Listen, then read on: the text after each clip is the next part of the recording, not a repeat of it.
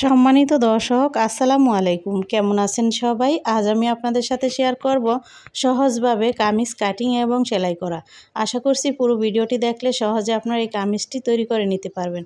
এখানে কামিজের কাপড়টিকে আমি 4 ভাঁজে ভাঁজ দিয়ে রেখেছি। এখন এরকমভাবে টান টান করে ভাঁজ দিয়ে নেওয়ার পর আমি সোজা একটি স্টেপ দাগ কেটে নিব। এই যে এখানে আমি একটি দাগ কেটে নিব, আর এইখানে আমি নিব শোল্ডারের মাপটি।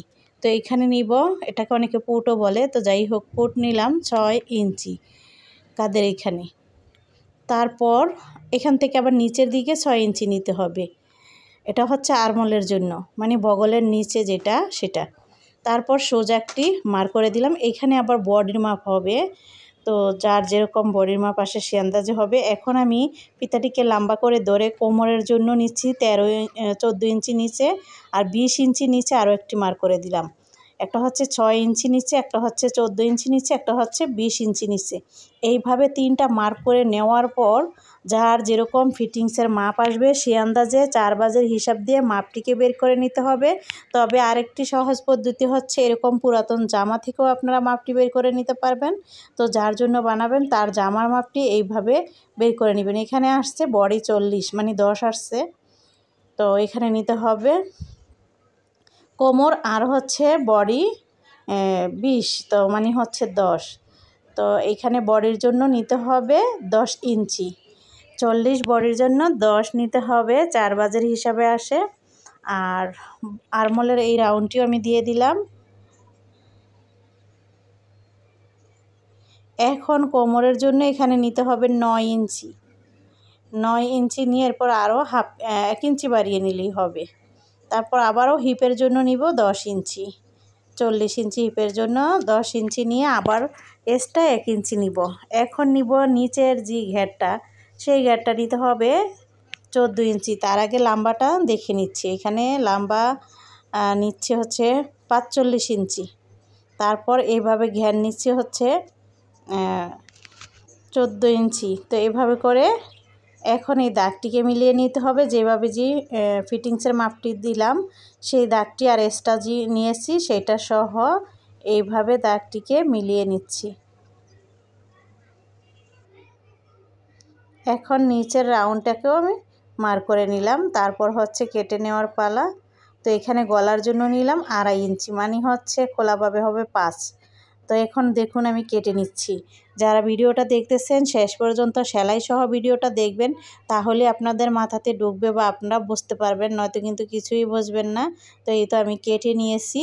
এখন হচ্ছে সেলাইয়ের যে জায়গায় সেখানে আমি এরকমভাবে চিহ্ন দিয়ে নিব। ওই পাশে মার্ক করা নাই, তাই কেচির মাথা দিয়ে গুঁতা দিয়ে চিহ্ন করে নিলাম। তো আপনারা এইভাবে করে নিতে পারেন, কোনো সমস্যা হবে না। নয়তো আপনারা মেপে আবারও মার্ক করে নিতে হবে। তো হাতার বাঁশটি দিয়ে এখন হাতার লম্বা নিলাম 18 ইঞ্চি, তারপর 3 ইঞ্চি নিচে ঢাল নিলাম, হাতের মুখ নিলাম 6 ইঞ্চি। এরপর আরমোলের রাউন্ডের জন্য নেওয়া হয়েছে 8 ইঞ্চি। এখন কেটে নিব। তো যাই হোক, হাতা তো কেটে নিয়েছি, এখন সেলাই করার পালা। 3/4 4/4 অনেকেই কাটিং করতে পারেন হাতা। তো আমি ভিডিওটা টেনে দিয়েছি, এই কারণে বড় হয়ে গেলে কেউ দেখতে চাইবে না, এই জন্য। তো দেখুন আমি এখন গলা তো কেটে নিয়েছি।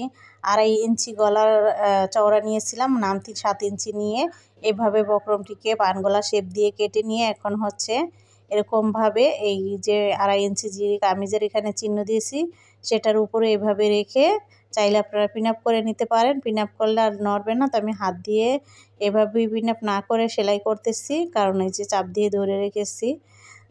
এরকমভাবেও আপনারা সেলাই করতে পারেন। যারা নতুন তারা একটু পিন আপ করে সেলাই করবেন, তাহলে আর গলাটা কোথাও নড়ে চড়ে যাবে না। আমার এই সেন্টারটা কিন্তু সোজা আছে, সেন্টার যাতে সোজা থাকে তাহলে কিন্তু গলা সেলাই করলে ভালো লাগে দেখতে।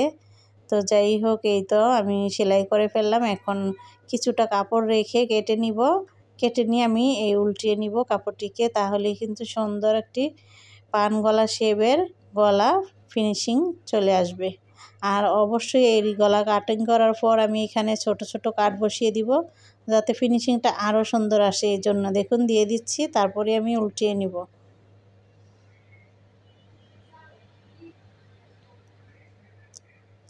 দেখুন এই তো এই তো উল্টিয়ে নিয়েছি আর এরকমটা হয়েছে। এখন এইখান দিয়ে একটি চাপ সেলাই দিতে হবে।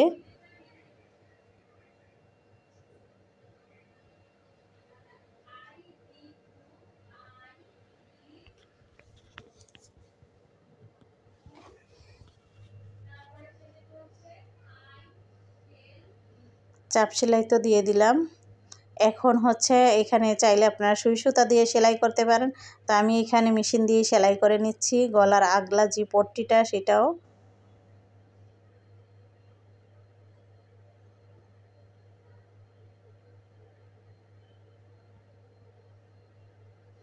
এখন হচ্ছে পিছনের গলা আমি গোল করে সেলাই করে নিয়েছি, শোল্ডার সেলাই করব।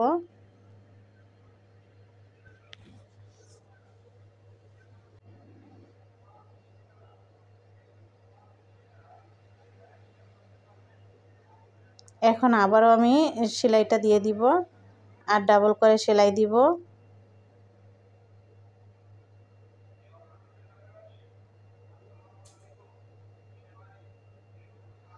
হয়ে গেল।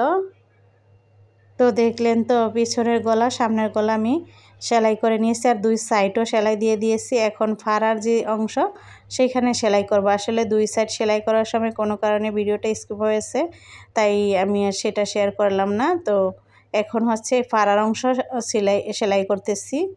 কামিজের যে দুই সাইড সেলাই করার পর ফাড়ার অংশটা সেলাই করতে হয়।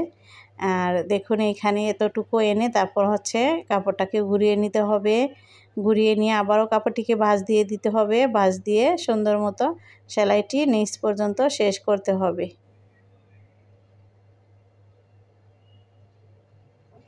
ঠিক আছে, তো এই তো হয়ে গেছে। এখন আবারও আমি এই পাশে সেলাই করে নিব।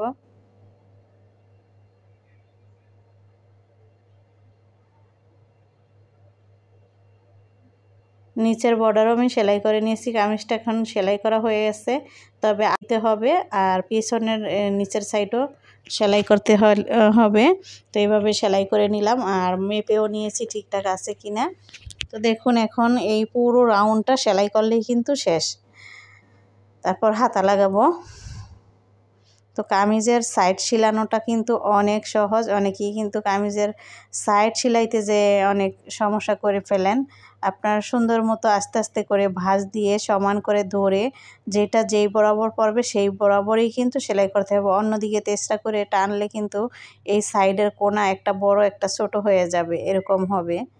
তো যাই হোক, এই তো আমি সেলাই করে নিয়েছি। এখন হাতাও আমি সেলাই করে নিয়েছিলাম। হাতা সেলাই করে এভাবে মেপে নিব ঠিকঠাক আছে কি না। আর হাতাতে অবশ্যই তালপাট কাটতে হবে সামনের অংশে, কামিজেরও সামনের অংশে, কামিজটারও সামনের অংশে কাটতে হবে, হাতাটারও সামনের অংশে কিছুটা 1 ইঞ্চির মতো কেটে নিতে হবে। ওটাকে তালপাট বলে। আমি হাতা লাগিয়ে নিয়েছি আর এরকমটা হয়েছে। আশা করছি আপনারা বুঝতে পারছেন, আপনাদের কাছে ভালো লেগেছে। সবাই ভালো থাকবেন। আল্লাহ হাফেজ।